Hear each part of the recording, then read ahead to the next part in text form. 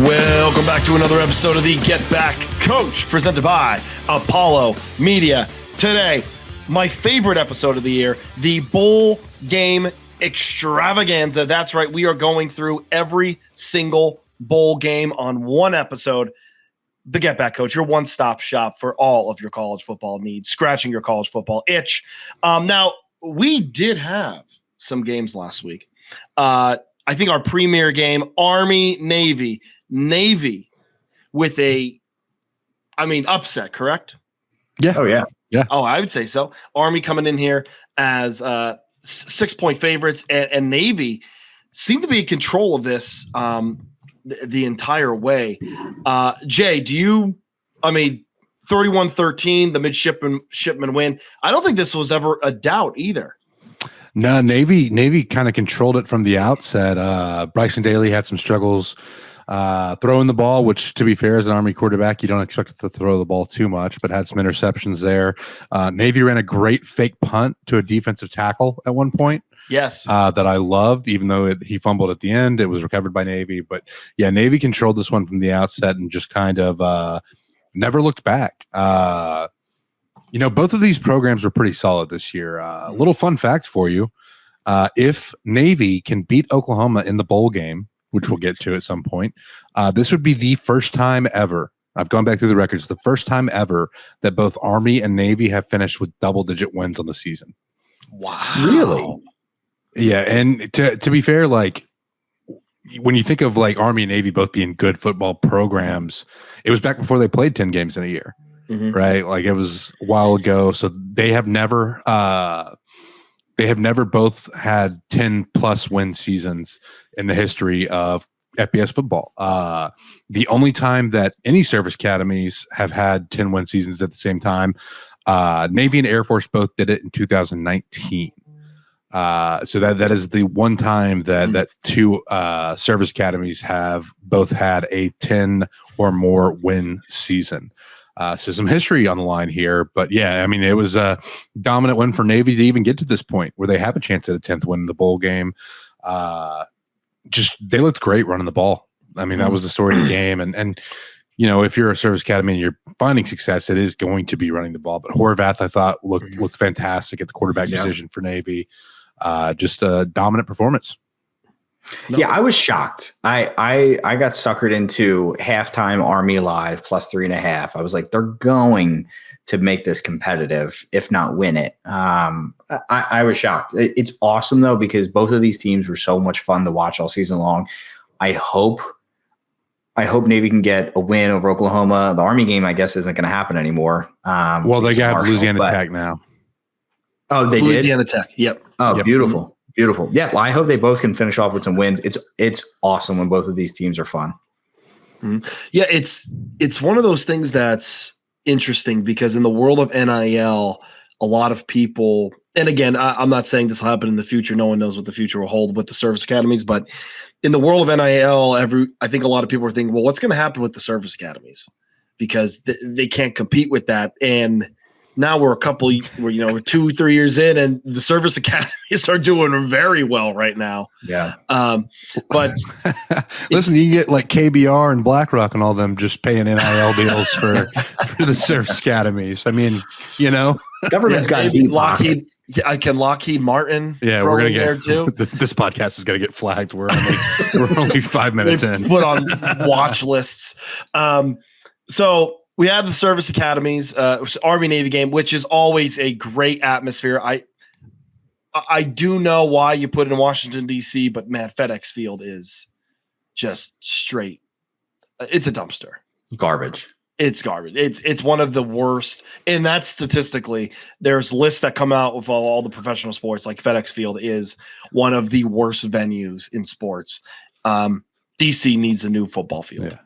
But yeah, Joe, I had the brilliant idea to do the Army Navy game on like a base, like an Army or Navy base. One year, just like WWE for the troops, you know what I'm talking about? Like, just put it on a base, have like nothing but active duty people in the stands. I think it'd be incredible content. Do like what they did with Michigan State Duke, like in 2017. Just put it on an aircraft carrier. The aircraft carrier. Exactly. Yeah, that's what I was saying. It's only fair that Navy gets to play on sea at some point, right? Yeah. Army always gets to play on land. Why doesn't Navy get to play on sea? Great point. It's just saying. Army, Navy, always great. So now, really quick, before we get on to the FCS minute, we did have a Heisman ceremony here. Travis Hunter wins the Heisman by a pretty good margin. Jay, you and I have talked about this a little bit. I'm okay with Travis Hunter winning the Heisman. I was Ashton Genty, but I don't think he should have won the Bolintikov. Like that's. I don't think he should have won the wide receiver award. However, if you wanted to give him again, he should have been up for best corner, which I think that's Thorpe. I think it's the Thorpe. It's the Thorpe. Yeah. I think Caleb Downs is better than him. I'm just gonna be honest, but he is a top 5 player in 2 positions. I'm okay with him winning the Heisman, although I was Ashton Genty.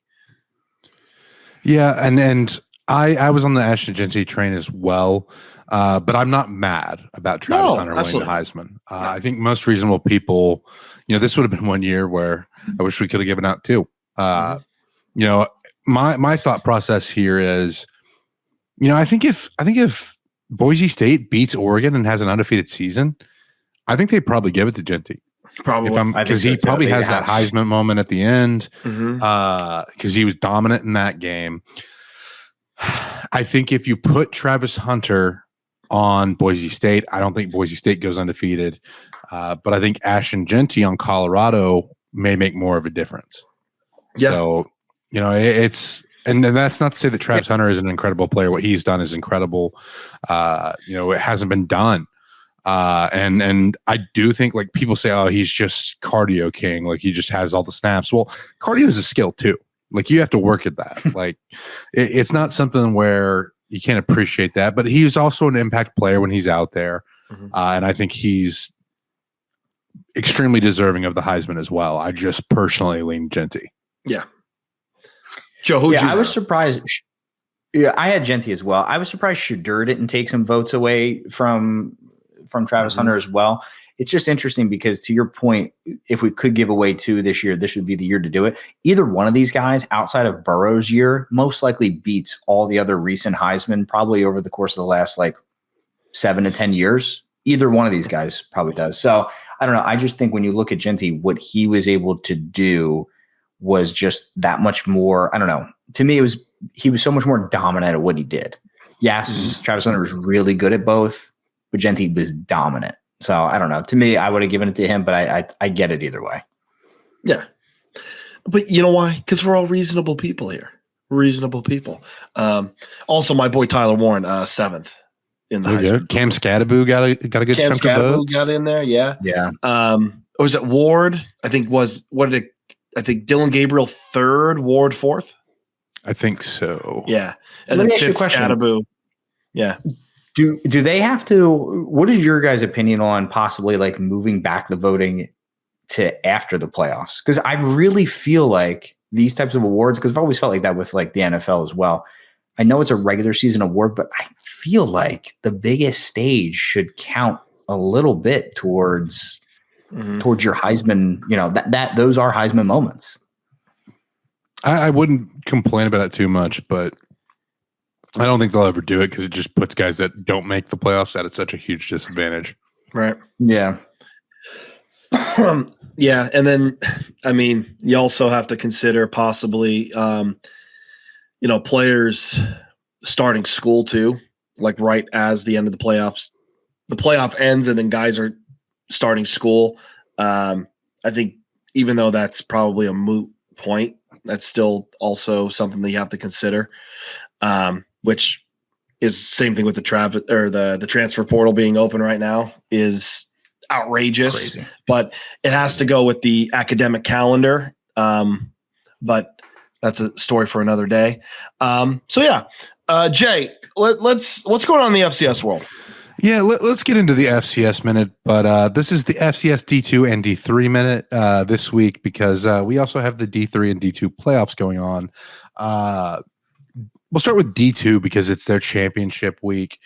A couple of powerhouse programs, Valdosta State, Ferris State, both very, very highly rated in the D2 ranks, will be competing in McKinney, Texas, I believe, for the NCAA Division II championship. Should be a fun matchup. In Division III, which it's weird to me that D2 is further along in their playoffs than D3 is. But in D3, we have Susquehanna. Am I saying that right? I think that's Susquehanna. Susquehanna. Wait, Susquehanna, Pennsylvania. Semifinals against North Central out of Illinois. Then you have Mount Union and John Hopkins, which is crazy because I smoked pot with Johnny Hopkins. Some people will get that reference. Should be a fun one. The semifinals in D3, and then we have the FCS semifinals. No surprise, you basically have the top 4 seeds all advance in this one. So you have number 1 Montana State.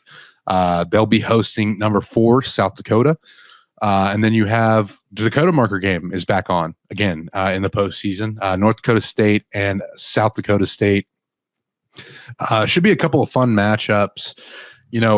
You have obviously 3 Missouri Valley Football Conference schools, the Dakotas, and then you have your one Big Sky team in Montana State. Those are the powerhouse conferences in the FCS.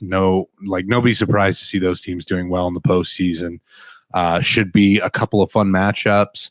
Obviously, soft spot in my heart for Montana State, given that was the Sinjay away destination this year. Bozeman is an incredible place, beautiful town. Should be some fun matchups there. So don't forget that in the midst of the FBS playoffs, we also have the semifinals of the FCS playoffs. Tune in, watch football. Who doesn't love football? Yeah, I'm just kind of looking through the D3. The D3 one kind of captured me a little bit because Susquehanna is near my neck of the woods right there. The old I think they're the Skyhawks now. They used to be the Crusaders. But I was kind of I have a little bit of not a question because I just figured out the answer, but where Cortland, I was really surprised Cortland's not in it because I know they're usually a big time powerhouse. They lost to Springfield. I believe Springfield's up in Massachusetts. They lost in the first round, got upset. So that kind of paves the way for Susquehanna to maybe possibly make a run out of the East. Yeah, and then you have Mary Hardin Baylor, who is a powerhouse down here in Texas, who lost to the aforementioned John Hopkins. So really, yeah, it's it's anything can happen in these playoffs. That's part of why we watch it, right? Part of why we're so excited for this postseason of the first of its kind in the FBS ranks. Yeah, I knew people down in Mary Hardin Baylor, man. That they run that that's like a small Division I college. Dude, it's wild. They have gotten in trouble for violations before. Yeah, hang on. That violation was ridiculous, though. Apparently, so I don't want Mary Hardin Baylor slander on here for all the Texas people listening, because I do have a connection there. This is what happened. An assistant coach had this old beater car, and a couple of the players were using the beater car. And people said that it would be broken down on the side of the road. It was from the 1980s. And another team reported them for illegal benefits. And it was just this coach was letting 4 players use this beater car on rotation or whatever. It made it sound like they were giving cars to players. No, it was this 1980s Pinto that they have, or station. They had the DeLorean. Yeah, it does rock, but I don't want Mary Hardin Baylor slander on here. But anyway, awesome stuff. Ferris State and Valdosta, it's their 2 Division II powerhouses. And also, if you have a chance, those FCS teams too are. Dude, Tommy Malot's run. Did you catch that from this past week? I did not. Oh my. Tommy Malott looked like they call him Touchdown Tommy for a reason, but he had this beautiful cut to the outside on a long run. It was just beautiful. Touchdown Tommy. Touchdown Tommy's incredible nickname too. That's a great name. So now let's get into bowl games. Now, everybody, bowl games have already started. So really quick, last Saturday, the IS4S Salute to Veterans Bowl, which is very strange. That not ISIS, as I first not ISIS, which makes sense. We are saluting ISIS veterans. We are going to be on a watch list. Jay, you are going to put this podcast on a watch list. Single-handedly. Yeah, that's strike 2 on this episode. We have the Salute to Veterans Bowl, which it is kind of strange. We have a Salute to Veterans Bowl the same day as Army Navy, where Army Navy used to have their same day, like their own little day. But Western Michigan takes on South Alabama. Jay, you and I both losers on this end. South Alabama does win, come from behind. They were down early 13-0, rally back with a win, only won by 7. Western Michigan had they really had to turn this into a game. Yeah, I should know better than to bet on Major Applewhite. That's what I get for taking a team that he coaches. There we go. But yeah, this was a fun matchup. I think it's in Montgomery is where this game was played. I believe so. Yeah. Yeah. So fun matchup there. Listen, this is what bowl season's about. Just two teams that maybe don't play each other normally, getting together and putting on a show. And it was a perfect way to kind of cap off the night because obviously you have the Army Navy game, which normally gets Sunday, but then you always have the Heisman ceremony. I think I remember. Was it Keenan Reynolds who flew from the helicopter? Yes. From the Army Navy game to the Heisman ceremony one year. But it was nice having a little capstone on the night, a little football game on the night to finish it off. You also had Montana State, Idaho, but that was Friday. You had some other FCS games to kind of tide you over if you were getting the itch. But I thought it was nice to have this game on Saturday night after the Heisman. Yeah, absolutely. Joe, Joe, I know you are a busy man. Did you catch Western Michigan? I didn't catch a single snap of this. So this was my wife's holiday work party. So I was gin and diet tonics deep when the time this game was going on. So I missed every second. Nothing but but I would have bet on South Alabama for sure. So that's what everything was pointing to. Yeah. But tonight, when everyone's listening to this, tonight, West Virginia versus number 25, Memphis. What? You got to be careful with the Western Virginia. People will get upset about country roads all over. Oh, no, I did say the West. Did I put a Western in there? No, you fixed it. You caught it. I fixed it. The Frisco Bowl, West Virginia takes on number 25, Memphis. Memphis is a 2.5-point favorite, over under set at 56.5. I'll start with this one off. I do like the Mountaineers here. Again, kill me on when I say vibes, kill me on vibes. But Rich Rod, I know Rich Rod will not have any stake in this, but him just being a part of that program right now, I think has lit a fire under some people. And I do believe West Virginia, they are a proud bunch. I think they're going to go out there and fight. And I think the big difference maker in this game is going to be in the trenches. I like West Virginia's defensive line. I like West Virginia's offensive line. Garrett Green says he's going to go. So I like West Virginia plus 2.5 over Memphis to the trenches. Jay. Yeah, pretty much everything you said. Jaheim White and CJ Donaldson, I think if they're available. I haven't looked enough to see what players are opting out, and I don't think it's fair to make me look at all that. So I am going with West Virginia. Listen to Mountaineers. Like you said, the vibes with Rich Rod coming in. No, he doesn't have a stake in this game. This is with the Del Frisco's Bowl instead of the Frisco Bowl. Maybe he would have a stake in the game, but that's just a terrible joke. I just think West Virginia and their rushing attack is going to be able to find some success against Memphis. And listen, Seth Hennigan's going to keep the Tigers in this one. I just think the Mountaineers are going to be the better team. Better team. Joe. Yeah, I'm on Memphis. More just the way that West Virginia's defense has played down the stretch here.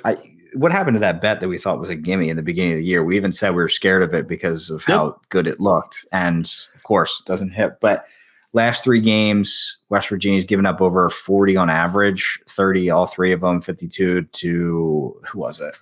UFC? Who was it? Baylor? At the end of the year is Texas Tech. Texas Tech. But their defense is just not playing great ball right now. And I think Memphis has enough to beat them. As you're changing over, I just think they're going to be the better team, especially playing better ball. They have something to prove too, because there was a lot of talk about them sneaking in as a G5 pick all year, and then that Navy loss was a killer in the beginning. So Going Memphis. Moving on, Boca Raton Bowl, Western Kentucky versus James Madison. James Madison is a 7.5 point favorite. Over under set at 52.5. I like James Madison. Western Kentucky against Jacksonville State showed that they had lots of holes in that defense. Their offense didn't look that great either. I think they're going to go into this game totally deflated. James Madison always seems like they play up to competition. I feel like they look like they're always prepared. Bob Chesney, correct, Jay? Bob Chesney. Always seems to have his guys prepped and ready to go. I like James Madison. 7.5. I hate the hook, but I do like James Madison. Jay. Yeah, I think the Dukes. I mean, listen, this was a team that was good. They just kind of had momentary lapses at points during the season. People forget, like, this is a team that blew out North Carolina at one point this year. Still a very good squad. A lot of talent offensively. In Western Kentucky, you have a team that really struggled on the road a lot this year. You had the loss to Liberty. You had the loss to Louisiana Tech. That one was at home. But then you had a loss to BC. And then obviously getting blown out by Alabama. Just not a great road team, and heading down to what used to be the Cherry Bundy Bowl, the down there in Boca Raton. I just think it's going to be too much for West Kentucky. I like James Madison. This one again, like y'all, don't love the hook, but 7.5. I still think it will be more than enough space for James Madison to cover. Yep. Yeah, I'm with you guys. I just think it comes down to your point of don't have a lot to stop here. Western Kentucky, one of the worst third down defenses in the country this year. I think ranked 120 or something like that. I just see this as one of the games that they just can't get stops. And James Madison is just slowly just bleeding them dry all game long, just getting whatever they want. And Western Kentucky, they just can't hang with James Madison offensively to keep themselves in this. Yep. The LA Bowl, is it the Snoop Dogg LA Bowl? No, Gronk? Snoop Dogg is Arizona this year. Okay, so who's the Jimmy Kimmel LA Bowl at one point? Is it still Jimmy Kimmel? Let's look it up. We can find that out quickly. Is this real? Who has the Art of Sport LA Bowl? The Art of I Sport. don't like that at all. The Art of Sport LA Bowl. So we have UNLV versus Cal. Cal is a 1.5 point favorite. Over under set at 51.5. I like Cal here. Oh, you know what? No, I don't like Cal. I'm reversing this. Fernando Mendoza out. Yes, he's in the transfer.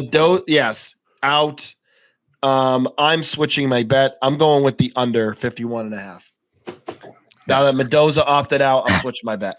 Yeah, one coach leaving. UNLV, obviously Barry Odom, has moved on to Purdue. Dan Mullen will be the coach, but won't be coaching this game.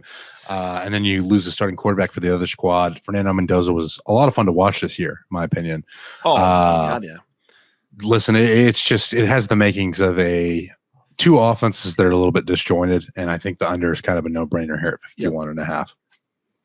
I'm going to take UNLV. Let me take them to win outright here. I think that's going to be the difference maker for them. They got a lot more excitement this year, and going into next year too, they got a lot more to play for. So give me UNLV to win this game outright. Ooh, beautiful. Love it, love it. Thursday, December 19th, we have the New Orleans Bowl. Sam Houston State versus Georgia Southern. Georgia Southern is a 4-point favorite, over under at 56.5. I like the under here at 46.5. I think Sam Houston State has taken a big step with their defense this year.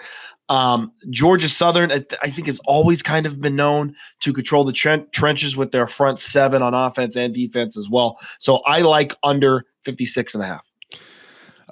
Yeah, I'm on the under too at 46.5. I just think that, first of all, Sam Houston State's won games this year based off of their defense. Their defense is the key point there. They do lose their defensive coordinator to North Texas. He's taking that job. They also lose Casey Keeler, who is taking the Temple job. But I think the defense is still going to be the identity of this team. And against Georgia Southern, I think they're going to, keep Georgia Southern from scoring at will. And I think Georgia Southern is going to struggle offensively against this defense. Georgia Southern's defense should be good because Sam Houston State's offense hasn't been super impressive this year. So the under feels like a safe bet, 46.5. Yep. Yeah, I'm gonna take Sam Houston the cover. Georgia Southern, really good team this year, covering 8-3-1 against the spread, but 6-1 as an underdog, and then only 1-2-1 as a favorite. So when they're favored, they're not coming through as much. So I'm going to take them Sam Houston to cover this number. I think, to your point, if the defense is going to keep them in it, I think it's going to be tight enough for them to be right in this game. Yeah. Side note, this was one of my favorite bowl games from last season. Jacksonville State and Louisiana played in this one in New Orleans. Oh, I remember this game. See. Yeah, this was a fun one last year. So we'll see if these two squads can live up to that. And that just happens to lead us into the next game, Jake. The Cure Bowl with Jacksonville State and Ohio, a couple of programs replacing their coaches. The champions of the MAC and the Conference USA, respectively. Tim Albin's headed to Charlotte. Rich Rodriguez is heading home to West Virginia. Listen, in spite of the coaches leaving, this should be a fun one. I don't know what Jacksonville State's going to do coaching-wise. Ohio just feels like a program that has found success even with turnover at the head coaching position. Both of these offenses are really fun to watch. I love Parker Navarro and what he's done at Ohio this year. I think Ohio is just going to be a little bit better. So I'm on Ohio -1.5. Yeah, I like Ohio -1.5. You might want to get that now because I think it's going to climb a little bit.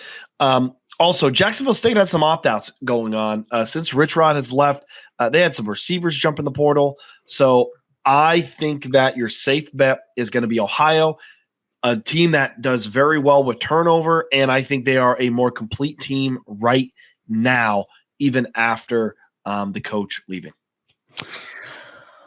I'm on the over in this game. This is going to be a fun game. I bet Jacksonville State a lot this year, and they've come through with me. I don't like them to win this game, and if you're betting 1.5, you basically are saying I think that they're going to win. But I think the number you're probably looking at is like somewhere right around like 52.5 total for this game. That's going to keep climbing, I would assume, as well. Both of these teams can score. Ohio's defense is much, much better than Jacksonville State's. But I think they have enough to get themselves in the mid-20s. And I think that's all it's really going to take here because I think Ohio's going to be able to put up like a 30 burger on them. Yeah, right now, over-under is set at 54.5 right now. It's gone up to 3. Yeah. In favor of Ohio. So, yeah, I would jump on. I would jump on that. I'd jump on Ohio. Yeah.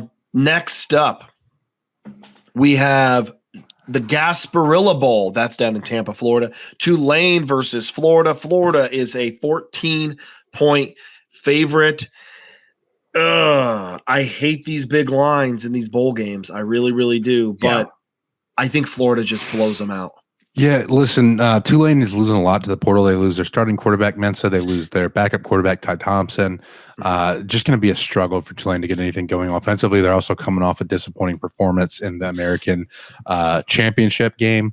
Florida's trending the opposite direction. Florida trending up after their closeout to the season. They get that big win against Ole Miss, and then they also beat the in-state rival Florida State, who by the way, Navy and Army have a chance to equal Florida State's losses on the year, right? With the 10 losses for the Noles. Who saw that coming? Sorry, didn't mean to get a gut punch into Florida State.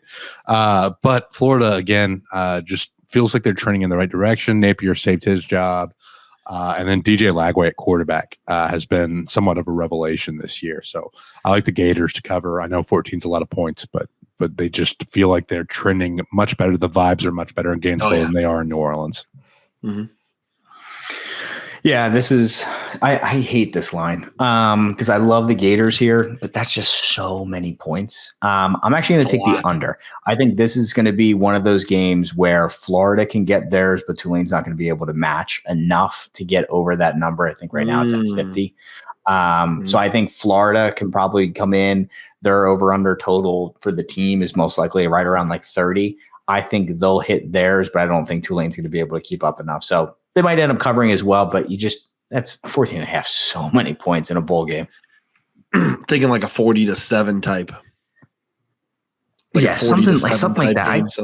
I just think they're going to control it all the way through. And like to Jay's point, they're going in such a better. I can't believe Billy Napier has a job going into next year, but that's besides the point. I think coming in this year, I thought he was definitely going to end up getting fired with that schedule. So the fact that he kept his job is unbelievable. That's actually kind of respectful, like kind of respectable, like that. He had an absolute gauntlet of a schedule. Yeah. And they made it 7-5. It's like, oh, okay. Like we're not as bad as we think we are. Like, so we'll see what happens to him next year. The first round of the college football playoff, the number 10 seed, Indiana versus number 7, Notre Dame. Notre Dame is a 7.5 point favorite, over under set at 50.5.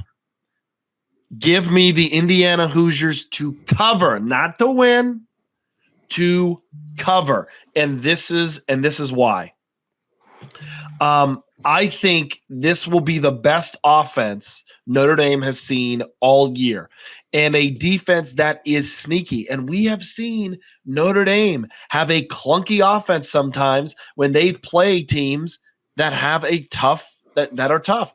The Hoosiers also have a lot of senior leadership, a lot of senior transfers, grad transfers. These are adults. These are young men in this game. I like the Indiana Hoosiers with a lot to prove to cover. I'm not saying they're going to win. Hoosiers to cover. Yeah, Jake, echoing pretty much everything you just said, this has been a really fun Indiana offense this year. Curtis Rourke at the quarterback position. Obviously, we were fans of him at Ohio. Oh, yeah? He's continued to be very good this year for the Hoosiers. I'm on Indiana plus 7.5, and I am honestly considering a little bit of money line sprinkle here on Indiana plus 230. Listen, this is going to be a massive game. In-state, right? These two teams don't play each other a ton, but this is an in-state matchup. So it's going to be packed house there in South Bend. Tickets were the highest of any of the first-round matchups for this $1,300, folks. Yeah, it is a wild scene there. Small chance that precipitation hits in Bloomington, Indiana. So we could have a little bit of a snow action there, which, to be fair, I think would favor Notre Dame more than it would favor Indiana, just because of the physical running style offense that Notre Dame has this year, especially with Ryler Leonard as more of a power running quarterback. But I like Indiana in this one.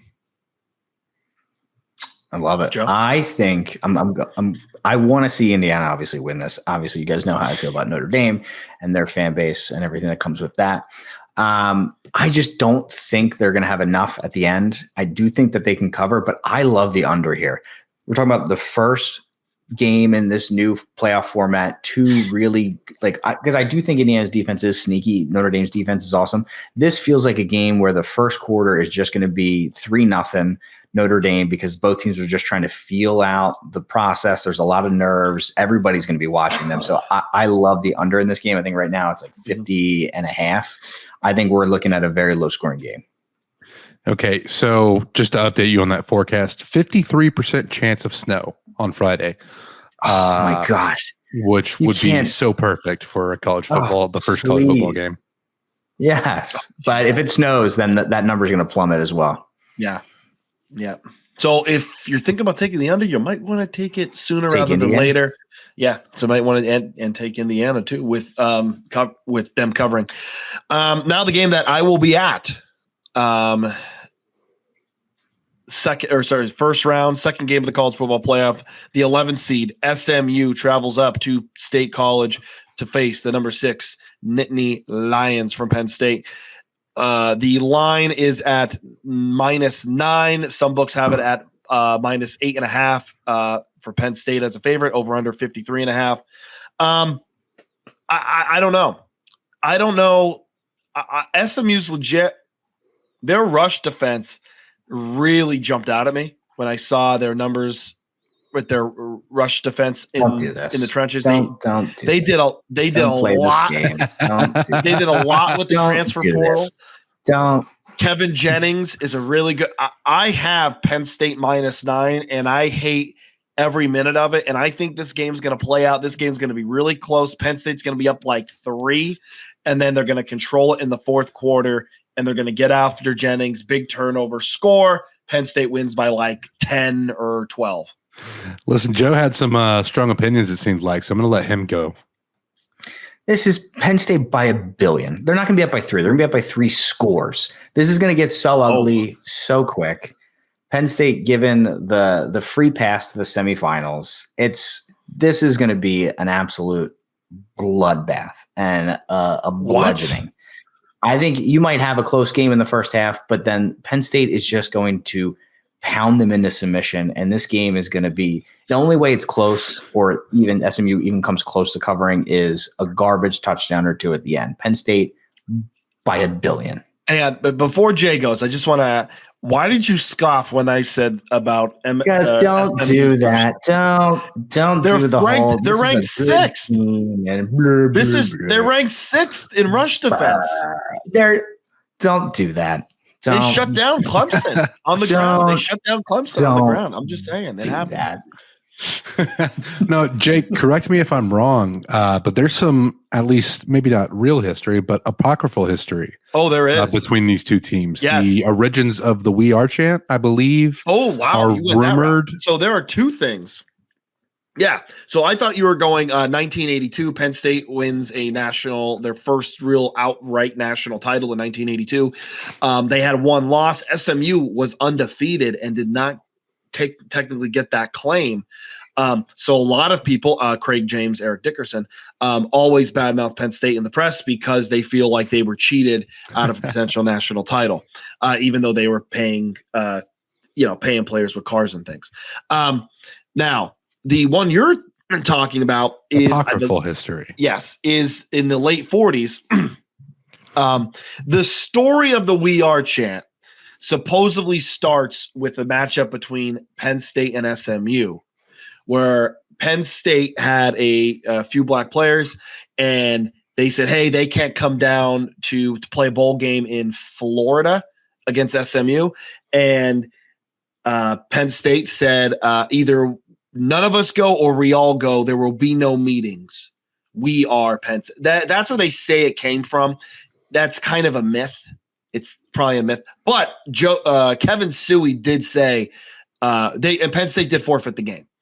So either we all go or none of us go. There will be no meetings. So Penn State kind of told Florida to shove it with their color barrier.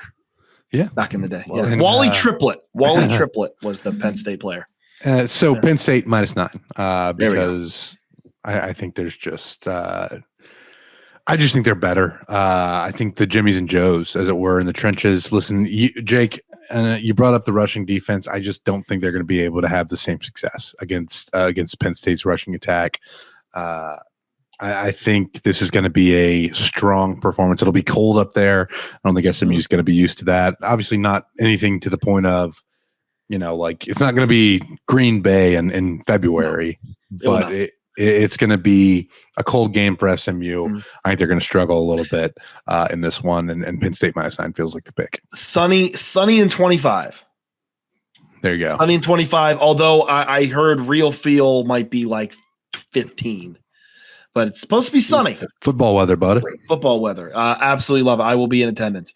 Our other first round game, number 12 seed, Clemson, after sneaking. Dabo does it again after winning the ACC for whatever time this is, against the number 5 seed, Texas. Texas is a 11-point favorite, over under set at 51.5. I'm taking Clemson plus 11. I think their defense keeps them in this game. Texas wins by 8, 9, 10. I think Clemson keeps this close.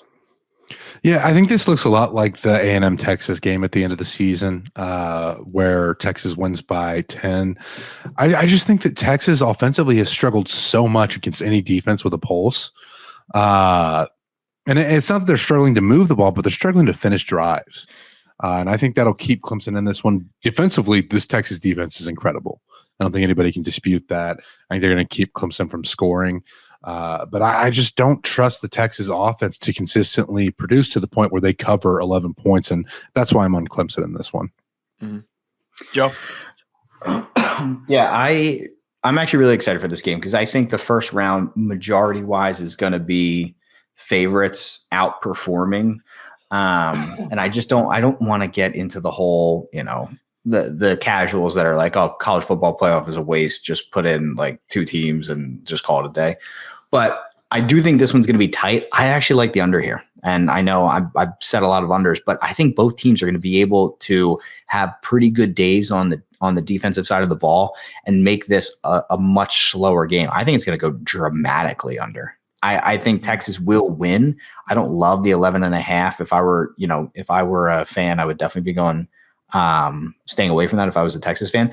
I'll probably watch. If I am going to end up betting a side, it will most likely be Clemson, but I'm going to watch to see how much money beforehand comes in this weekend, because I could see this being a very lopsided bet where you're looking at like 95% of the money is on Clemson spread, to where it's that point you have to take Texas minus the points because you're just going to be on the losing end of that. So, but I'm taking the under here. I think both defenses are going to have a standout day. I like that under bet. I might ride with you there. I might ride with you there with the under. Let's do it. Yeah, let's ride. I think this is our last one last one for the first round.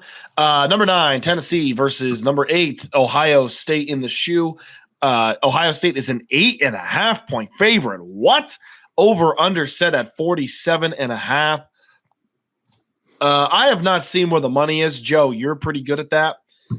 I feel like everyone and their mother is going to be putting money on Tennessee plus 8.5. And that is why I'm going Ohio State minus 8.5. I like Buckeyes to blow out Tennessee in the North. and Jake, I know how you feel about Tennessee, but I do have the Volunteers plus 8.5 here.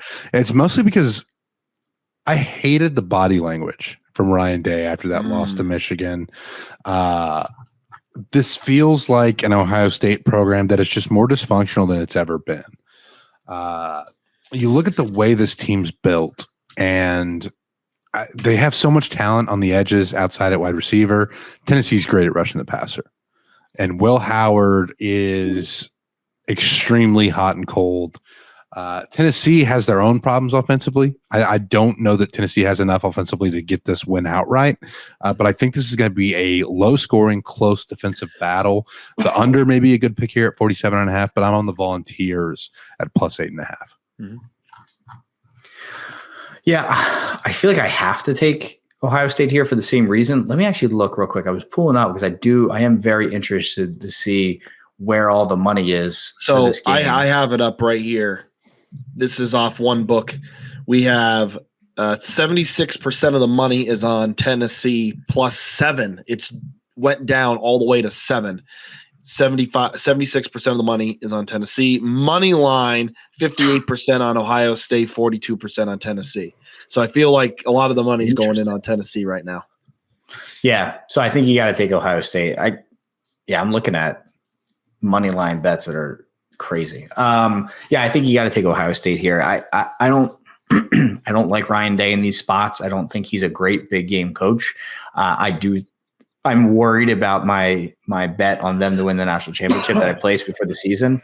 But I think if they're going to get tripped up, it's not going to be here. And I also there's something about the fact that when Tennessee kind of won the game and before the college playoff came out, there was all this, hey, congratulations, you're in. And it just felt like their season has just been over for multiple weeks, where I know that Ohio State played their last game the exact same time, but it felt like because of the loss to Michigan, it's almost like their season restarted their focus attention. So I just think that their head's going to be more in it than Tennessee right now.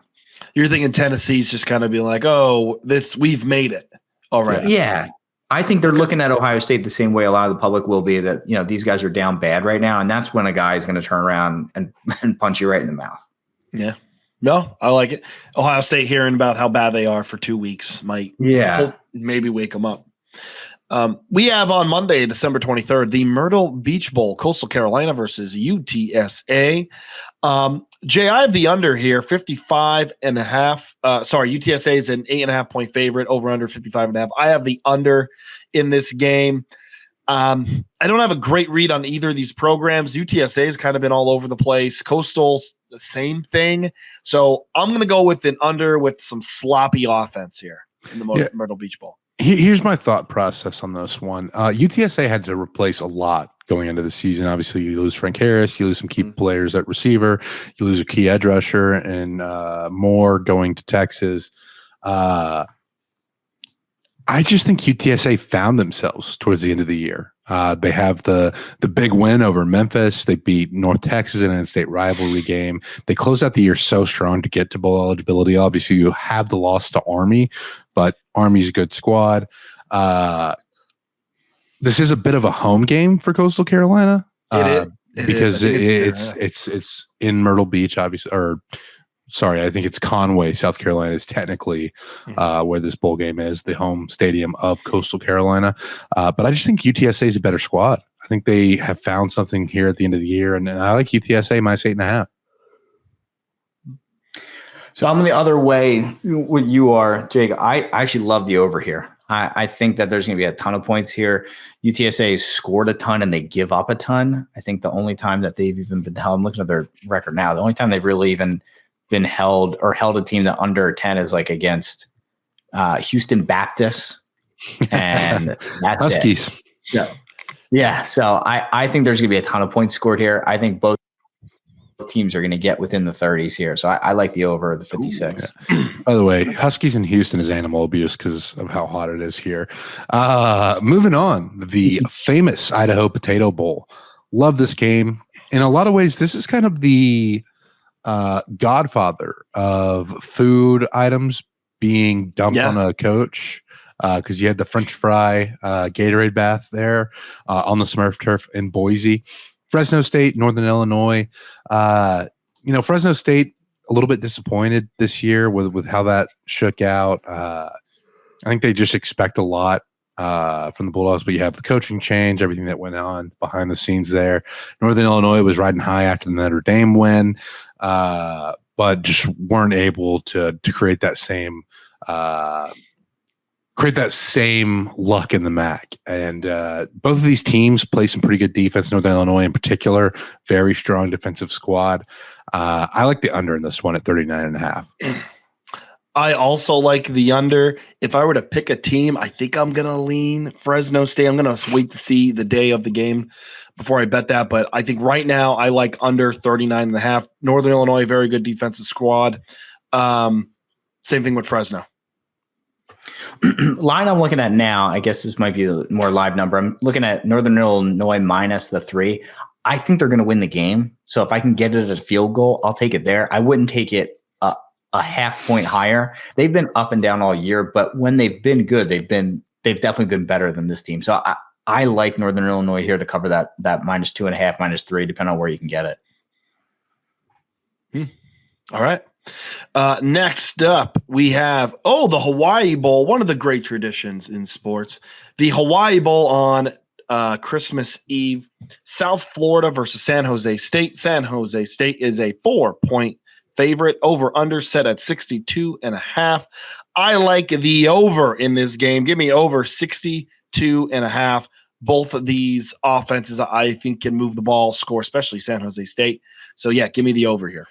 Yeah, and South Florida's defense has struggled all year, so that over is not a bad pick at all. I just think San Jose State has had a little bit more luck defensively at times than South Florida has. I like San Jose State minus 4. Nick Nash is, not talked about enough. I know he was a Biletnikoff finalist, but I still think most of the country forgets about the Mountain West Conference just because of the late night games sometimes. Nick Nash is an incredible player at wide receiver. Really one of my favorite players to watch this year. He alone makes this game must-watch television. He's going to be a guy that you want to tune in to see. But San Jose State minus 4 is my pick on this one. Joe? I'm actually going to take USF plus the 4. Feels like whoever has the ball last is going to win this game. Like this to me smells like shootout all the way. And I just think whoever's going to have the ball at the end is going to win. I think whoever does win, I think it's a 3-point win. Like we're talking like field goal, maybe 4 as well. But I like USF to have enough to cover this and just keep scoring all day. Very nice. Thursday, December 26th, the coveted Game Above Sports Bowl. Sounds like they died and they're playing in heaven. The Game Above. The Game Above Sports Bowl. Toledo versus the mighty Pitt Panthers. Pitt is I wonder where you're going on this one. Minus 9.5 point favorite. Over under set at 51.5. Rockets plus 9.5. Jay. Yeah, the Game Above Sports Bowl played in Detroit, by the way, so maybe not heaven.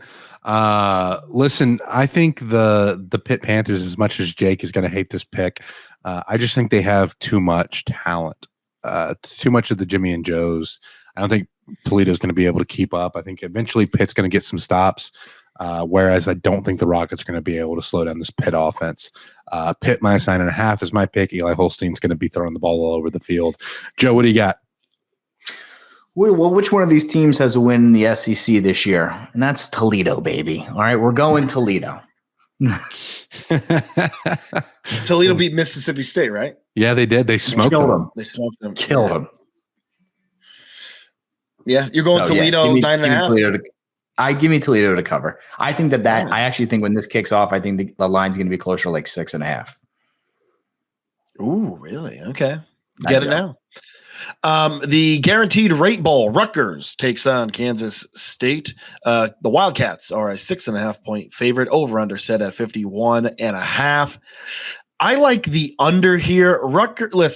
Rutgers has had a tough time this year. Now, 7-5 Rutgers, you would think Rutgers fans would be absolutely ecstatic, but they're actually kind of disappointed because they thought this team had a shot for 8 or 9 wins.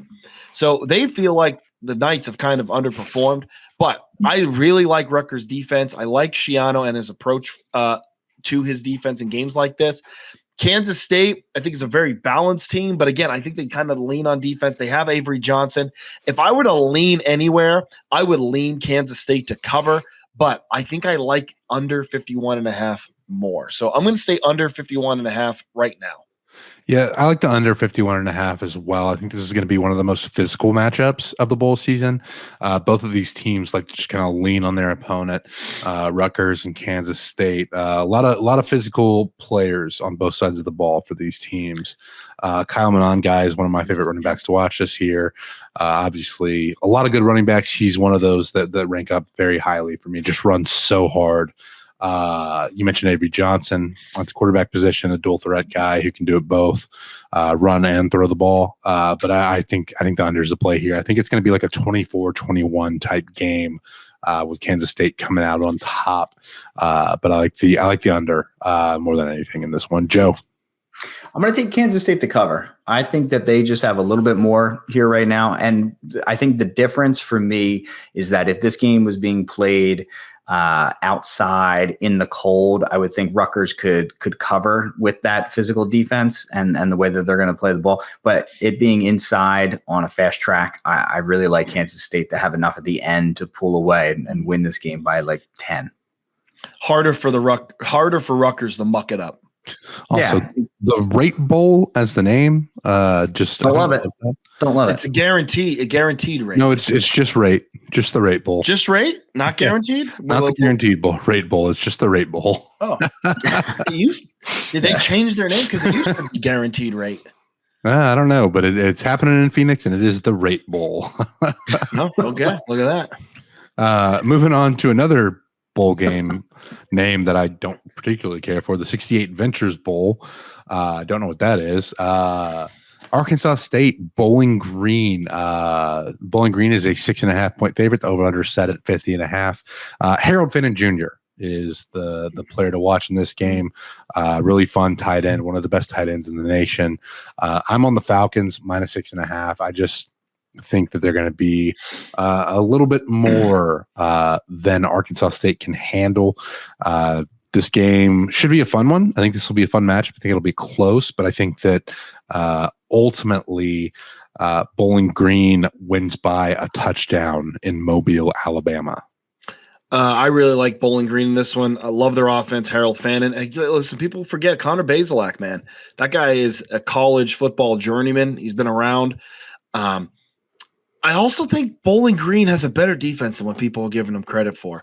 I really like their linebacker play. I think their defensive line has shown some good spots at times in their MAC competition. So I like Bowling Green minus the 6.5. Joe, what you got? I'm with you guys on Bowling Green. Bowling Green's rushing offense is pretty strong. I think it's in the top half. And Arkansas State's rush defense is one of, if not the worst in the country. I think they're giving up like 230 a game.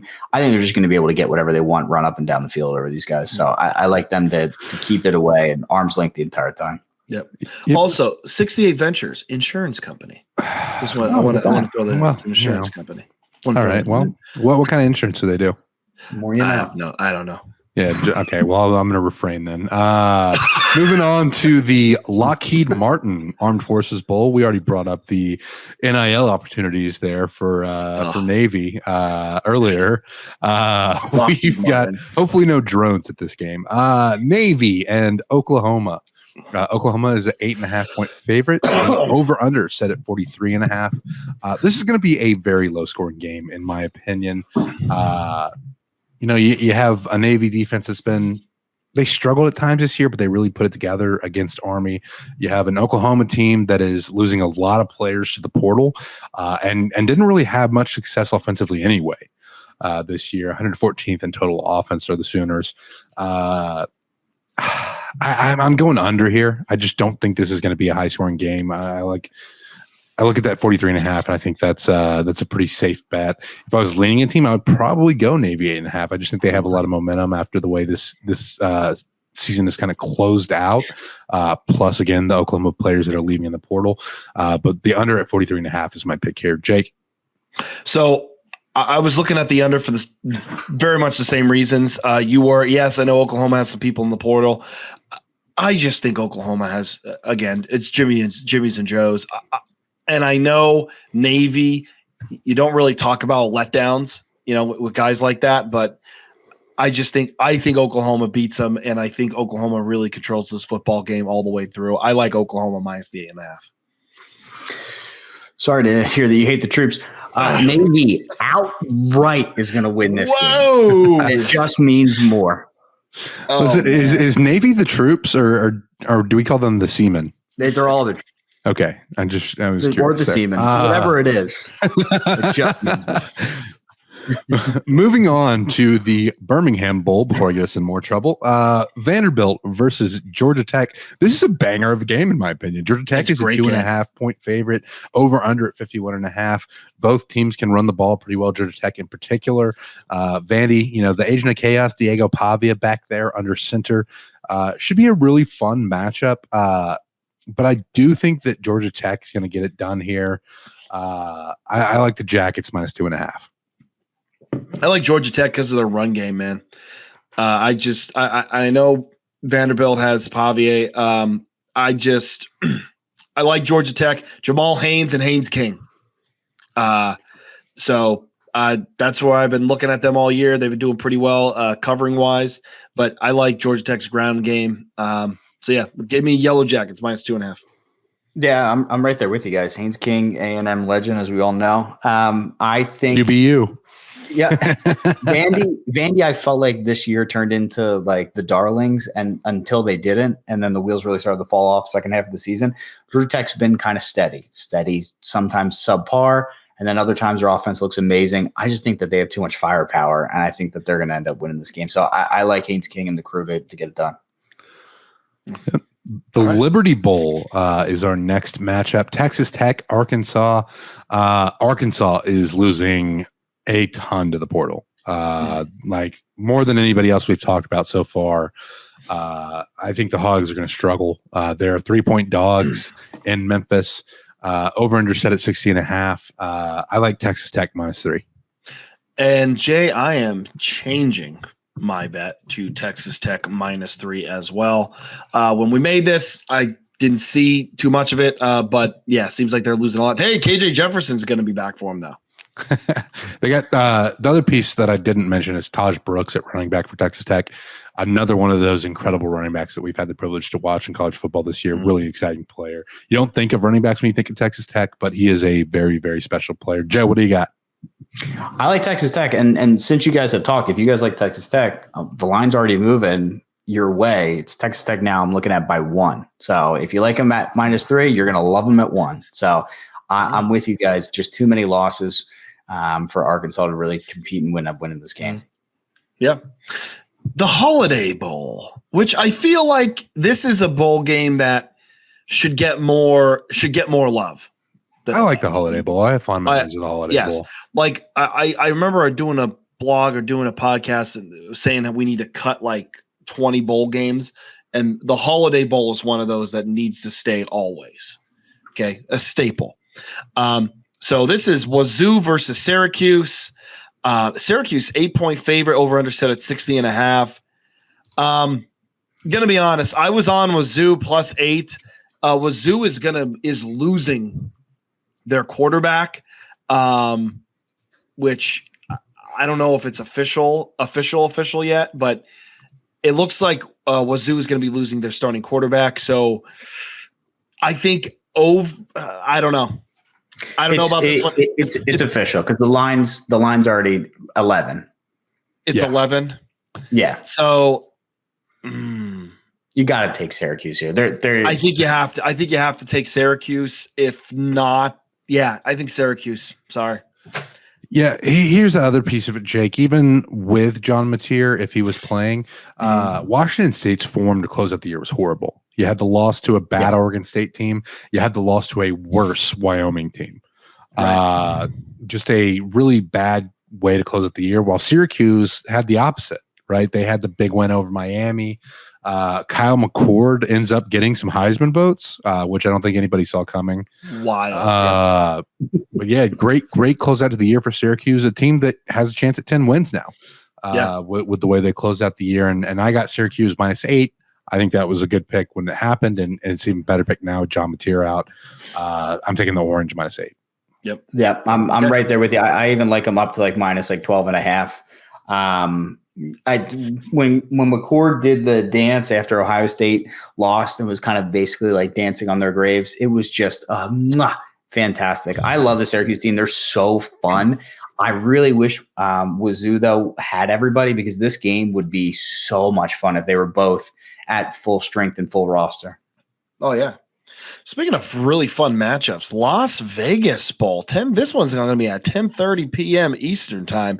USC versus Texas A&M, the Fighting Ags. A&M is a 3-point dog right now. Over under set of 51.5. Jay, let's start up. You should start us off here. Yeah, and listen, I don't bet Texas A&M as a rule, but you look at this USC team, it feels like Lincoln Riley's kind of lost the locker room out there in a lot of ways. The Trojans are struggling. They started out the year with a great win in the same stadium over LSU, but they just couldn't stand up in the trenches, where I think A&M is probably the strongest. I think A&M is really good in the trenches, and I think they're going to show that against USC. I'm on A&M +3, and I'll probably go A&M outright as well. I just think that, even though USC is really good on the edges, really good at skill positions, they're losing some of that to the portal, whereas A&M's not really losing starters to the portal. And I think they'll just be better suited for this game in Las Vegas. I like the Aggies. Yeah, I like A&M outright. I think if they're not the favorites come game time, we'll be shocked. I think that they are going to be -2.5, somewhere right around there before even kickoff, because of everything, especially to wide receiver. He just left for Penn State, which I know you got to be pumped about. So people are going to keep going. To your point, Joe, A&M is now the favorite at -3.5. So should have got this 3.5 even. Yeah, I'll take that. Yep, should have got it early. Yep, 3.5, same. Okay, next game on our list, the Fenway Bowl, UConn versus North Carolina. North Carolina, 3-point favorite. Over/under set at 54.5. I think North Carolina wins this game. I know they have some turmoil right now. Again, Jimmy's and Joe's, baby. Jimmy's and Joe's. So give me North Carolina. Yeah, how about that year for UConn though, going 8-4? That's a pretty good job there for Mora up there. And I realize the strength of schedule not great for the Huskies, but still a good season for them. North Carolina going to Fenway Park, home of the Red Sox. I know it's not quite Foxborough, where their incoming head coach Bill Belichick, still a wild move by the way, made his name. But I just think North Carolina is going to have too much talent. I like the Tar Heels -3. Hot take. I don't even think Bill Belichick will ever coach a game for North Carolina. I think that the way he has his buyout structured, it's a $1 million buyout. He's basically telling them, I'm your coach unless something better comes along in the NFL. Once we get to Black Monday in the NFL, especially with how bad the teams were this year, somebody's going to get fired. I think he gets hired. So hot take. And then who? You heard it here first. Bill Belichick never coaches. Yep. And then his son becomes the head coach. Steve Belichick. Yeah. Stevie. Wait. Old tongue guy. Yeah. Okay. The video is going to be so great for that. Give me UNC as well. The Billy Blues win it up there in New England. All right. Pinstripe Bowl, Boston College versus Nebraska. The Cornhuskers are 3.5-point favorites. Over under set at 54.5. Give me Cornhuskers -3. Better team, better culture, better everything going on right now. Give me Nebraska -3.5. Yeah, Cornhuskers defense is going to be too strong for Boston College. No Thomas Castellanos, who is transferring to Florida State to go play for his former head coach, Gus Malzahn. People forget Castellanos was at Central Florida for a little bit. But yeah, I just think it's the Huskers here. -2.5 is what I got it at. It's obviously gone up a little bit. So I think the defense is going to be performing well. I think Raiola is going to have success throwing the ball. Under is kind of tempting too, but Nebraska -2.5 is the pick. Yeah. Yeah. I'm on the under. This feels like it's going to be I think this is going to be a great game, but this feels like it's like shaping up to be what we would quote unquote call a Big Ten classic type of game, where I think it's going to be punts, good defensive stops. I think this is going to be just an absolute fist fight. So I can't wait for this game. Yep. The New Mexico Bowl, Albuquerque, land of green chilies. I got a soft spot in my heart for New Mexico, but it's Louisiana, TCU. TCU is an 11.5-point favorite. Over under set at 58.5. TCU was up and down this year, but one thing that stayed up the entire season was that offense. The offense for the Horned Frogs put up a ton of points. I don't see Louisiana slowing them down at all. I think TCU -11 is going to be the pick here. This feels like a fun one, just kind of out there in Albuquerque. The New Mexico Bowl tends to produce some fun moments. It's one of those weird games, kind of like the New Orleans Bowl, where just some weird things happen. But I think it's going to be TCU blowing out Louisiana in this one. 11.5 feels like a no-brainer pick here. Yeah, TCU -11.5. I think, yep, same everything that you just said. TCU, I think it's just too strong, high-powered offense. I think ULL just isn't going to be able to stop them. Yeah, I like points here. This is going to be one that you're not going to want to be sitting down on the couch at the end of this game being like, why did I bet the under on this game? Like, this is too fun. I wish I bet the over. So listen, just be a part of the excitement, be a part of the ride, take the over. Yep. What is next? Oh, Pop-Tarts Bowl. Yes. We got a functional toaster for the trophy this year, which is extremely exciting. But yeah, the Pop-Tarts Bowl, number 13 Miami, number 18 Iowa State. Miami's a 4-point favorite in this one. This is going to be a fun one. This is a really good matchup. You got two ranked teams playing each other. You got the zaniness of the bowl game, which was, obviously originally kicked off by the Duke's Mayo Bowl, which we'll get to later. But yeah, the Camping World Stadium used to be the Camping World Bowl there in Orlando. Champs Bowl. Champs Bowl, Russell Athletic Bowl. It was like, God, you remember when Georgia Tech used to have to wear Russell jerseys? Yeah. Yikes. Anyways. Hey, I wore Russell in college, buddy. All right. You weren't playing in the ACC. No offense. That is true. But yeah, I'm on Miami in this one. I just think offensively they have so many weapons. And I realize they're losing some to the portal. I don't know what kind of opt-outs we're going to have in this game. That could change. Not a lot. That could change my opinion if somebody decides they're going to go get ready for the draft. Looking at Cam Ward in particular. But with Cam Ward slinging the rock, I think it's a pretty clear Miami -4 pick in this one. So as of right now, no one really of note, I think, is in the portal. Cam Ward. I think Miami's third leading wide receiver is in the portal. But they still have Restrepo. Okay. It all is about Cam Ward. But Cam Ward's playing. I believe Cam Ward said he's playing. So I'm still taking Iowa State. And this is why. I'm taking Iowa State. Everybody saw Iowa State get absolutely blown out by Arizona State. And everyone and their mother are going to be taking Miami. I'm telling you, Iowa State is going to bring a tough defense. And every time Miami has faced a tough not a tough defense, I should swing that the other way. Every time Miami has faced a offense with somewhat of a pulse, they haven't done very well. Iowa State has struggled, but I think they can score on this Miami defense. I don't know if this is going to be a total track meet, but I like Iowa State to get enough stops and force enough turnovers early in this football game to cover the spread. Give me Cyclones +4. I'm going Miami, and my thought process is this, because I love Rocco. Actually, fun fact: his uncle was my neighbor down the street, and I found that out in the beginning of the season when I told him proudly I was betting Iowa, and he's like, "You're making a mistake, buddy." He was right. I was wrong. Here's my thought process with this game: Miami most likely feels like they got snubbed from being in the college football playoff. Iowa State had their chance and they lost it, and really got demoralized. That was a great game, but they got demoralized. They just got punished by Scatterbill.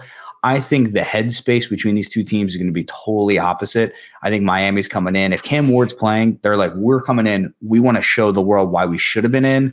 Iowa State had their chance. They lost it. They're just playing with, they're a deflated balloon right now, in my opinion. So I think Miami's got more to play for. Yep. Agree with everything you said, Joe. This is it. The Snoop Dogg Arizona Bowl. We made it. Colorado State versus Miami of Ohio. Miami of Ohio is a 3-point favorite in this one. Colorado State, great year for the Rams. They went 8-4, only one Mountain West Conference loss. Really good year for this program. A lot of people had them picked to finish towards the bottom of the conference. They finished third.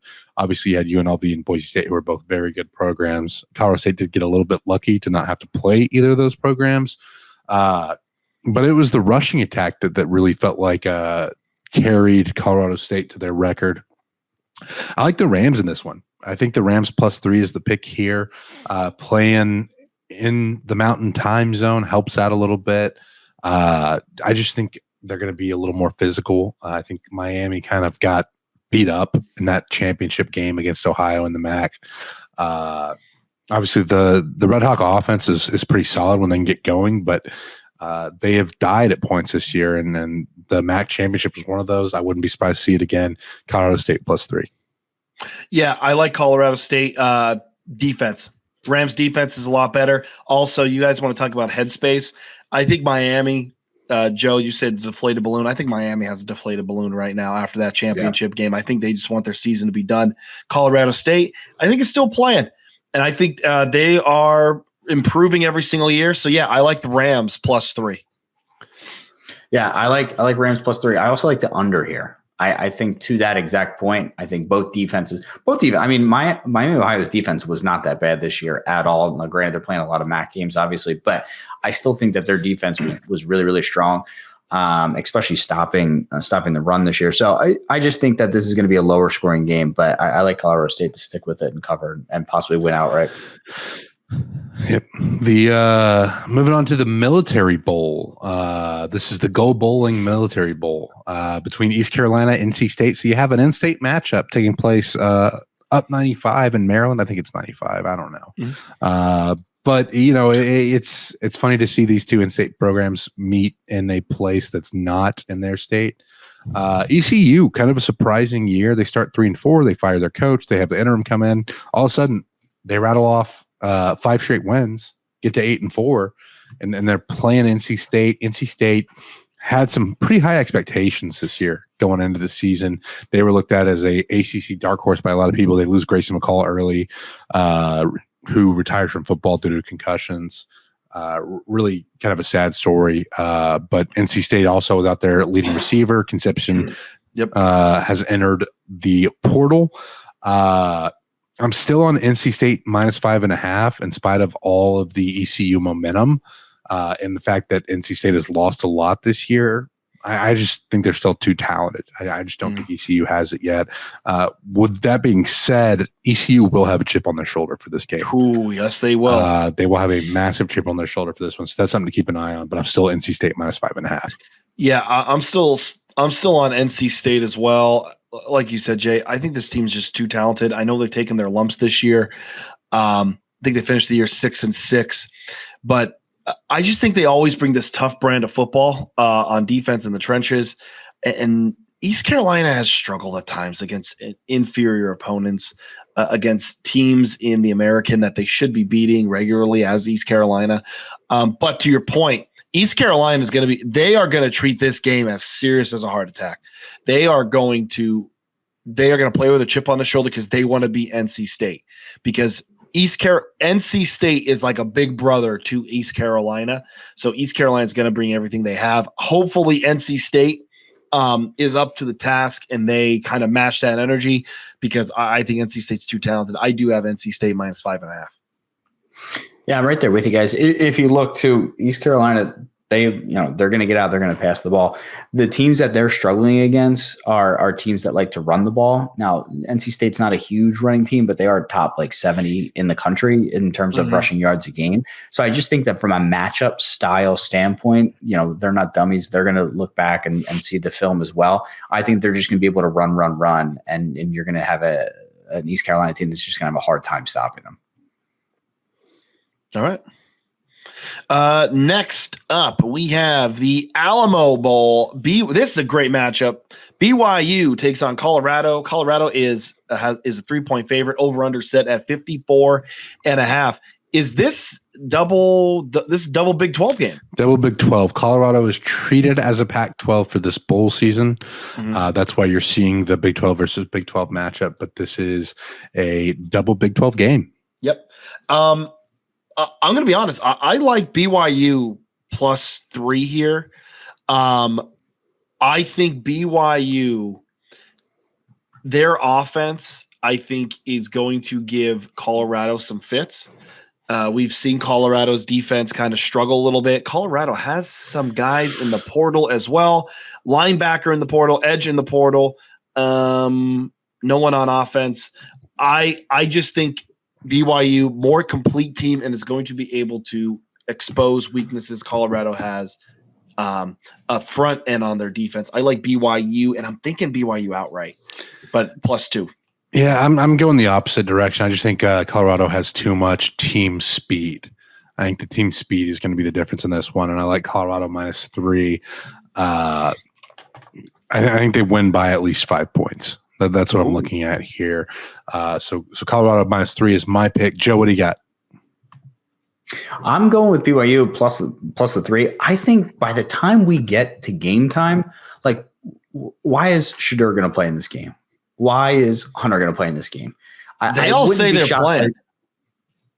Yeah, but I wouldn't be shocked by the closer you get to game time, all of a sudden that's going to be a decision that's made for them, not their decision. So I think you're safer taking BYU +3 now, because by the time that the game happens, if that were to happen, the line's going to completely flip upside down. So I like BYU here. I just think that they're going to try to protect their stars. Yeah. I think, again, as far as right now, all those guys are playing. I mean, if that changes, then obviously flip that pick. But as of right now, they say they're playing. I just can't see the Independence Bowl. Yeah, I don't know. Independence Bowl. Marshall, because of all their guys leaving because of that dumpster fire. Charles Huff leaves for Southern Miss. Everyone jumps in the portal after they win the Sun Belt. And then they have to get a replacement. So the replacement is Louisiana Tech. Army is a 16.5-point favorite. Over under set at 43.5. I think Army kills Louisiana Tech because Louisiana Tech goes from we're not playing football to now we have to go suit up and play again. And Army just got embarrassed by Navy. I think the cadets are going to be pissed off, and I think they're going to take it to the Louisiana Tech Bulldogs. I like Army minus 16.5.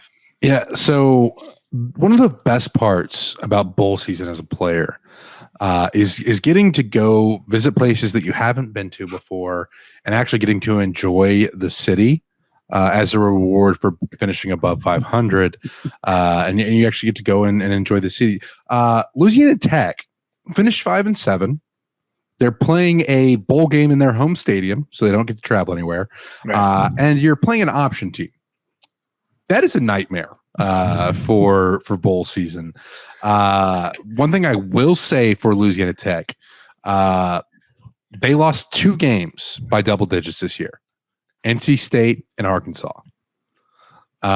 They lost 3 games in overtime, and the rest of their losses were 1-score losses.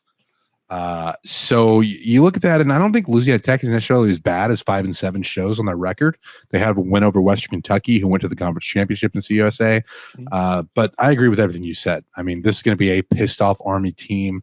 I think I'm taking the under here because defensively, Louisiana Tech has been really good this year against everyone except Jacksonville State. But yeah, this would be my nightmare bowl scenario. Before Joe goes, I want to get how many Louisiana Tech players do you think are in the portal? Ooh, 10. Oh, Joe, have a guess? Judging by that, I'm gonna say 20. 19. Again, I don't know I know their really good defensive tackle was visiting Penn State, so I know he's gone. David Blay, I think one of the receivers is really good. This has Army killing them written all over it. Let's go. I would have liked Cincinnati or Wisconsin in this game, or Michigan State. You know what I mean? We got a lot of really good teams out there representing some really good conferences. It'd be great to see them play. I think it's really the proximity here. I think that's why they went with Louisiana Tech. Yeah, probably. The Joe. music. Oh yeah, Joe. Who do you got? Not that we. Oh, I'll take Army to win 30-10. There we go. There it is. The Music City Bowl. Music City Bowl. We got Iowa. We have Iowa versus Missouri. Mizzou is a 3-point favorite. Over under set at 40. I like Iowa here. Honestly, I love Iowa here. You know what type of team you're going to get. They are going to be tough, hard-nosed. They're going to run the football. Their offense is better than it's been in the past. I think Mizzou is really disappointed with how their season ended up. And their 2 losses just got absolutely blown out by both of them. And I think Iowa's going to have a little bit of a chip on their shoulder trying to prove something. So I like Iowa +3. And plus, I think Iowa usually does decently well in bowl games too under Kirk Ferentz. Yeah, so +3 Iowa. Don't really have anything to add. Iowa +3. Joe, what do you got? I'm actually going Missouri, and only because I was super banged up right now at the quarterback position. McNamara is hurt, their backup's hurt, and then I think the third string has already been ruled out. So if anything were to happen in this game, this would be a game where you're going to see, like a punter tossing some passes, different things like that. So I just think that they're super banged up. I don't know what the push is here for McNamara to even play in this game at this point. So I wouldn't be shocked if, you got a true freshman back there playing quarterback or something. So give me Missouri. All right. ReliQuest Bowl, Michigan versus Alabama. Bama is a 10-point favorite. Over under set at 42.5. Give me the Michigan Wolverines to cover. They are not going to win this football game, but give me them to cover. Their defense keeps this close. Yeah, they're the squad that is kind of capable of slopping up a game for Alabama. And I think they'll slop up this one in the Outback Bowl. That's not really the Outback Bowl anymore. But this should be kind of a low-scoring game, in my opinion. Maybe Alabama finds some holes to exploit. I just think Michigan keeps it close. Michigan plus 10 is my pick. Yep. This is Georgia, Florida State from last year, and Bama's going to kill these guys. If everybody plays, if they have their full strength, and you don't see, Milroe out and all those things, I think they kill Michigan. Okay. There you go. The Sun Bowl. One of our favorites, Jay. Definitely one of our favorites. The incredible views at the Sun Bowl in iconic El Paso, the West Texas town of El Paso, for the Marty Robbins fans listening.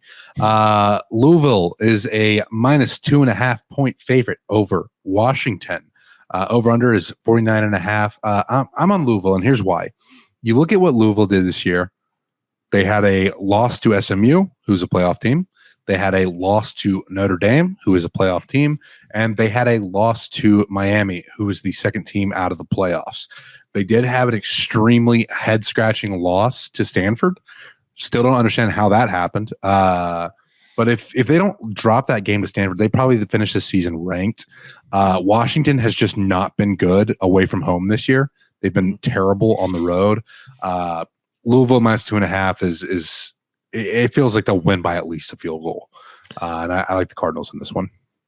Tyler Shaw opts out for Louisville. So I'm taking Washington with the plus. Oh, I have +5 here. Did I get this early? Yeah. What is it? What is that now? Louisville -2.5. Yeah, then it's yeah. They'll put me down for 2.5 then. Because I don't know what happened there. So, yeah, give me Washington +2.5 there. No Tyler Shaw. I think what Washington's defense is better than what people think it is. Their defense, their offense is not so great, but possibly might look at the over/under there. But I like Huskies. I'm gonna take Louisville -2.5, and Jay, kind of to your point with the head scratcher Stanford. Remember, Stanford knocked off Syracuse too. So I don't even know if that, granted, one of their only 3 wins, but I don't know how bad that is when you think, in conference, quote unquote. So I think Louisville can win this, and I think they cover. Yep. The Citrus Bowl. You have South Carolina versus Illinois. South Carolina is a 9.5 point favorite in the Citrus Bowl. And I kind of like South Carolina here. Lenora Sellers is just, I think, too dynamic. Listen, Illinois keeps this close for the third quarter. South Carolina takes control in the fourth and runs them down. I like Gamecocks -9.5. Yeah, it's the Lenore Sellers show. Good news for Illinois fans. Luke Altmaier is coming back. So you do have that to look forward to. But I just think South Carolina is going to be too much in this one. I got South Carolina -9.5. I like the Gamecocks. I like Lenore Sellers. I think they're just going to be – it's so hard to tackle Lenore Sellers, much to my chagrin, the way he's able to break tackles, as I saw against A&M Gamecocks. Joe, what do you got? Yeah, I'm right there with you guys. This is another one of those games where they think they should be in. They think they got screwed. They didn't. They screwed themselves in the year by losing. But proven, I think he's going to be electric. I almost wish that they were playing another better offense so I could really see like a shootout with Sellers in it, because it would just be awesome. But I'm with you guys. I think South Carolina covers by 10 more. Yep. Next up, we have the Texas Bowl, Baylor versus LSU. LSU 1 point favorite, over under set of 59.5. Give me Baylor, just because I feel like LSU is a bit of a circus right now. So give me Baylor. Yeah, the Cajuns are ready to get Brian Kelly the hell out of Louisiana. They're pretty much done with him. 8-4 season, obviously below the Tiger standards. LSU fans it's just not a good fit. It's just not. And they're being pretty vocal about it. Feels like the sooner they can get him out of there, the better. And, it just feels like Baylor has kind of rallied around Dave Aranda. Feels like there's a little bit more appreciation for the guy coaching that team. Remember, Dave Aranda does have some familiarity with LSU being a defensive coordinator there at one point. I like Baylor as well in this one, Jake. Joe, what do you got? Yeah, I'm with you guys. Brian Kelly's a mess. And also, I think depending on where this line is, I know it's really close, but LSU as a favorite this year, 3-6 against the spread. So with it being close to a pick 'em, you can go either way. I still like that trend to come true. So give me Baylor. Okay. Next up, is this the first response? Nope. Gator Bowl. Gator Bowl. Gator Bowl. Duke versus Ole Miss. Ole Miss is a 14-point favorite. Over under set of 53.5. It's up to 14.5. I don't love the hook, but I think you got to go Ole Miss here. Duke is losing Malik Murphy. Again, I don't think Ole Miss is very excited, but I just think Ole Miss is just better everywhere else. Yeah. So give me Rebels. Better everywhere else. And again, like you said, Malik Murphy opting out for Duke. It's just going to be a tough day for the Blue Devils in the office. I like Ole Miss minus 14 in this one. Joe? Yep. Yeah, I'm right there with you. Ole Miss is 13 points away from being undefeated this season, and they know what it cost them. I think they're going to be pissed.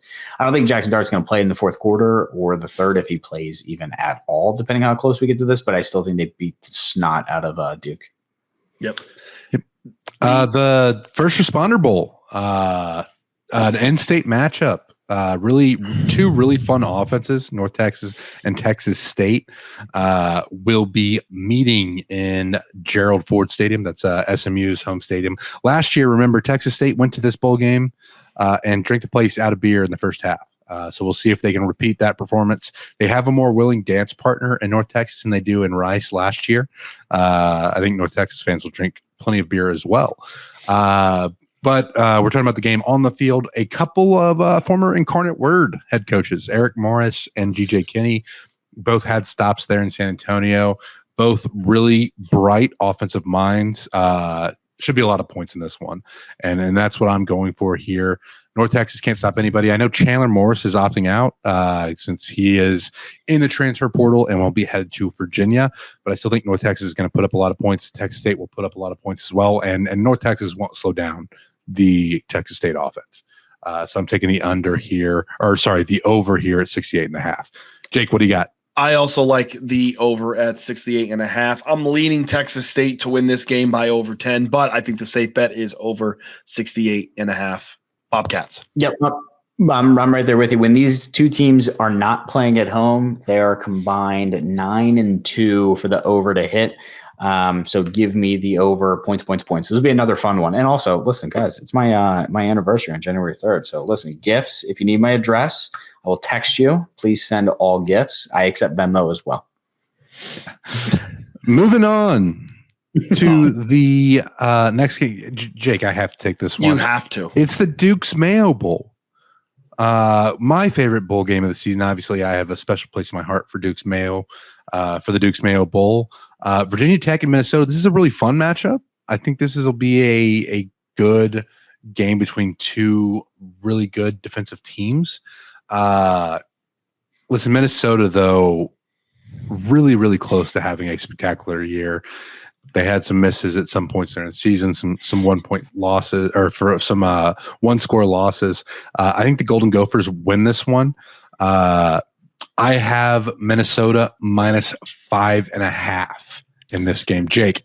I have Minnesota 5.5. Get it right now because it's going up. This is my lock of bowl season. I think Minnesota beats Virginia Tech very, very soundly here. Everything I'm seeing, they lose Jordan Newman, but they still got Taylor. Minnesota, Minnesota is a couple plays away from being 10-2. This is a tough defense. This is an offense that is better than you think. And Virginia Tech has had a year where they are just consistently inconsistent. Give me Gophers in a lock of bowl season, minus 5.5.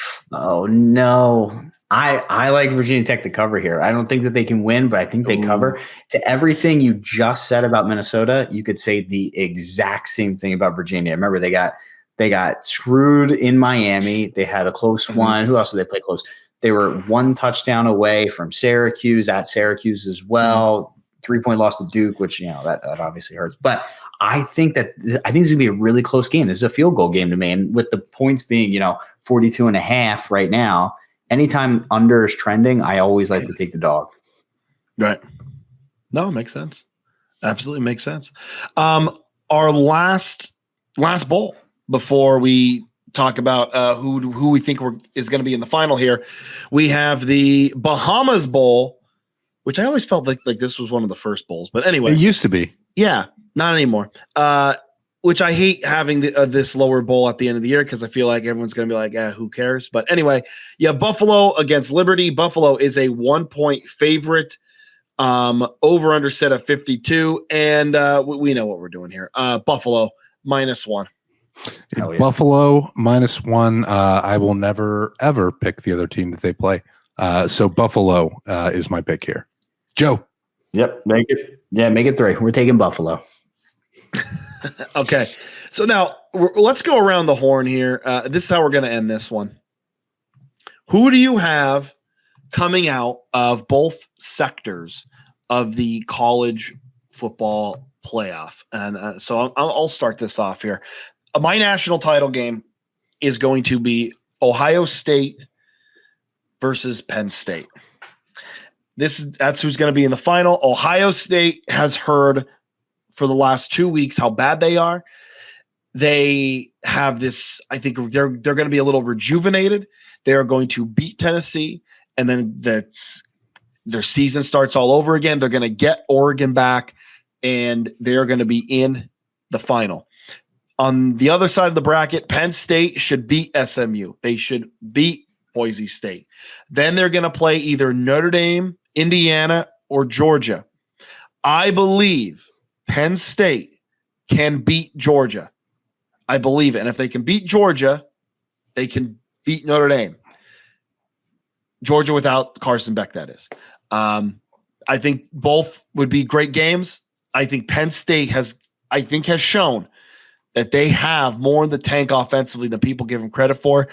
And that's going to be our national title. And the Ohio State Buckeyes are going to win the national title. Penn State still can't beat the Buckeyes.